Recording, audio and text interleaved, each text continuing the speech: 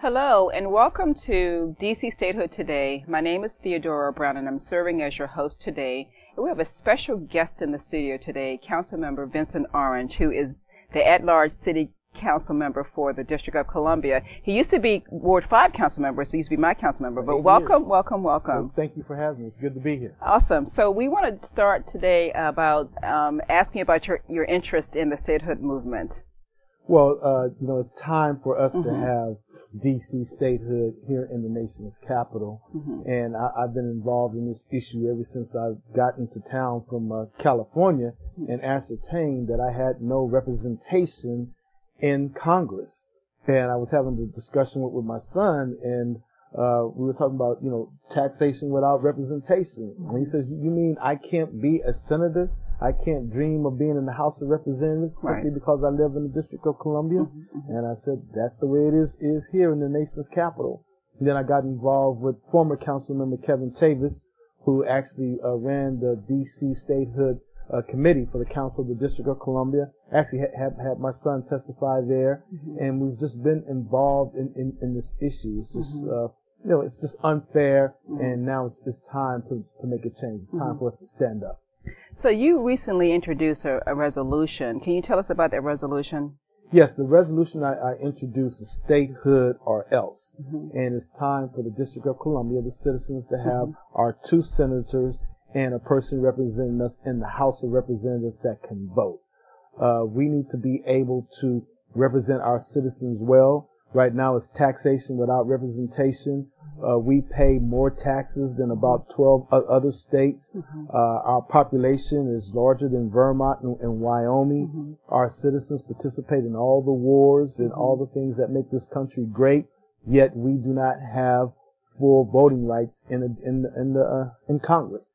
So tell us more about the Statehood or Else campaign that you propose in your resolution. Well, the Statehood or Else campaign is designed to collect 1 million signatures, a minimum of 1 million signatures of support for D.C. statehood, and to gather those signatures and then deliver them to the President of the United States of America, President Barack Obama, and deliver them to all 535 members of Congress, as well as to travel to the Republican National Convention and the Democratic National Convention next year in 2016 and present those signatures.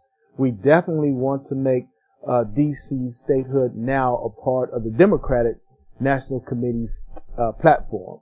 And so it's crucial to have these signatures, and we think we have a good plan to go out and start collecting the signatures. So why 1 million signatures? What's the significance of that? Well, it's a good number. When people hear a million, you kind of, come to attention. Now, we want a minimum of 1 million. We think in today's world, with all the technology, we can probably get more, but we want to have a threshold of at least 1 million signatures. And we'll start the process going to our ANCs, our advisory neighborhood commissioners. There's about 300 single-member districts. If we can get 1,000 signatures from each one of those single-member districts, that's 300,000. We'll work with the Federation of Civic and Citizen Associations. We'll work with the Democratic State Committee. We'll work with our shadow senators, Paul Strauss and Michael Brown, and with our representative, Franklin Garcia. And we just want to make sure that we get, D.C. residents involved early. And then from there, we'll get with the League of Women Voters. We'll get with the sororities and fraternities. We'll get with a number of the national organizations like the American Bar Association, the National Bar Association. I'm actually going out to Seattle, Washington this weekend for the National Conference of State Legislatures. Anita Bonds, who's chair of the D.C. Democratic State Committee, and myself, and I think a few other members will be introducing a resolution before the NCSL, calling for their support for statehood in the District of Columbia. So what about the surrounding jurisdictions? What kind of support or interest are you getting from Maryland and Virginia and Delaware? Because they're really our neighbors, and so are you getting great support from them in terms of this initiative? Well, right now we just introduced this legislation on July 14th, so we haven't gotten out to them yet. But the plan is to go across the nation. We want signatures from all 50 states, and we just want it from regular people, regular citizens, just saying that Yes, we need to have representation in the District of Columbia. 660,000 residents without a true voice in Congress. It just doesn't sound well. It doesn't sit well. We're the free capital of the world, yet on our record, our capital, our citizens can't vote. The 82nd Attorney General of the United States of America, Eric Holder, he can be our Attorney General, but he cannot run for Senate in the District of Columbia. And he cannot be a member of the House of Representatives. There's rumors, a discussion, a dialogue that President Obama, when his term is complete, may stay in the District of Columbia, may become a resident. So that means if Michelle Obama decided that she wants to be in the Senate, she could not run as a citizen or a resident of the District of Columbia. But she could run for President of the United States. So it doesn't add up. And we need to make sure that we correct this. It's a blemish on our record. The United Nations Human Rights Committee says it's an injustice. The Organization of American States have said it's an injustice. And we can't go around policing the world when we have an injustice here in our own backyard. Right, and I appreciate that focus on the international organizations and certainly the national organizations as well. So let's get back to the strategy for collecting the signatures, because you have to develop the petition first, and then you have to go out and collect signatures. And I get how we do that in D.C., but what kinds of things are you thinking about? What strategies are you thinking about employing to collect signatures outside of D.C.? Well, we actually want major organizations and small organizations to kind of run their own little campaign and then provide us the signatures, and we'll compile them and present them. So if we can get the National Bar Association, American Bar Association to put on their websites and their digital platforms where people can actually sign up and submit their signatures, and we collect those, we'll become the clearinghouse. And making sure that we're able to deliver them to the Republican and Democratic National Conventions next year. Also deliver them to the President of the United States, as well as to the 535 members of Congress. We'll have an opportunity to start collecting signatures at the 20th anniversary of the Million Man March. We'll also be collecting signatures on DC Emancipation Day. And in fact, this year, in 2016, the National Cherry Blossom Parade and DC Emancipation activities will occur on the same day, Saturday, April 16th. So the Cherry Blossom Parade attracts at least 1.5 million people. So we just need to be prepared to have people to collect those signatures, as well as we'll be accepting the signatures on digital platforms, through the websites, through the internet, and what have you. Sure. So how do you plan to fund this initiative? Well, initially, we feel that it won't take much just to get the petitions and get them out to what we're calling our low-hanging fruit here internally. But we plan to ask the council and ask the mayor of the District of Columbia to allocate some dollars so we can run this initiative. It's in everybody's benefit, and it's election year. We're going to be picking the next president of the United States, and we need to make sure that this is an item that's in the forefront, and that we put it on these platforms. We have a number of articulate presidential candidates, and we want to put this question to them, and we want to be able to say, these are the people that are behind us in this effort. And so you mentioned the mayor and your colleagues on the city council. So how has it been, the resolution been received by them so far? The resolution has been received very well. In fact, it was Councilmember Grasso, Councilmember Anita Bonds, and Councilmember Yvette Alexander that joined me in introducing the legislation. And then we picked up 5 co-sponsors. So we already have 9 council members on board right now. So we'll be looking to the chairman of the council, Phil Mendelson, to hold hearings. But this is a initiative that's going to move forward. We plan to get this done. And another significant thing that's going to occur next year is, because DC Emancipation Day is on Saturday, April 16th, by law we will celebrate it on tax day, April 15th. So that means that everyone in the nation will get 3 additional days to file their tax return, and they're going to be wondering, why do I get till April 18th? So we'll be able to tell that story, and we hope we'll build a national campaign.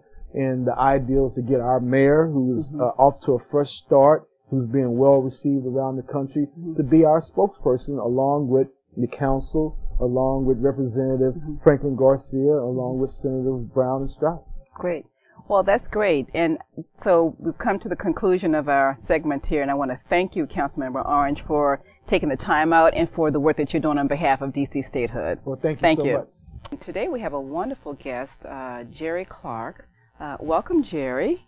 Thank you. Glad to be here. Wonderful. Mr. Clark is the political director for the DC Democracy and the chair of the DC Statehood Coalition. That sounds like a lot of activity that you're involved in. So tell us a little bit about the DC Statehood Coalition. The DC Statehood Coalition actually is a relatively new organization. We got together in the early summer of 2012 because we had recognized that the national conventions were coming up and that it was very important that there'd be a presence at those conventions for DC statehood. And so your organization is one of the primary organizations. What are the other organizations in the DC Statehood Coalition? ACLU is one of our members, Stand Up for DC. All of the shadow delegation is technically members. They are members of the coalition. And several other.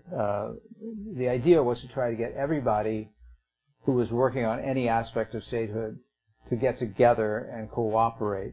And the convention was a great opportunity because no one really had the resources to do it alone. Yes. And we could only do it if we did it together.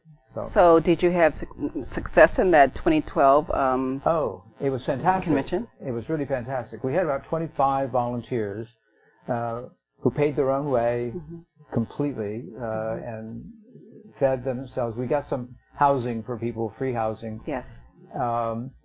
But our major objective on the floor and then also at the daily meetings of state delegations was to get people to sign petitions supporting statehood. We were frankly overwhelmed with the positive response we got.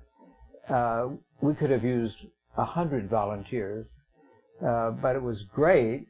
My favorite anecdote was I dropped off 2 volunteers at the morning breakfast meeting of the Texas delegation. I didn't think that the Texas delegation would be all that excited about DC statehood. Well, I was wrong. I had a call within a couple of minutes from volunteers to say, give us help. We can't handle all these people who want to sign up. Anyway, well, we took all those names and their contact information, etc., entered into our database, so that we are now able to call on them. Just very recently, for example, we were trying to get Senator McCaskill from Missouri to sign up as a co-sponsor of the Senate bill. And it was really through the efforts of the group that formed in the convention and others they brought in that made the difference.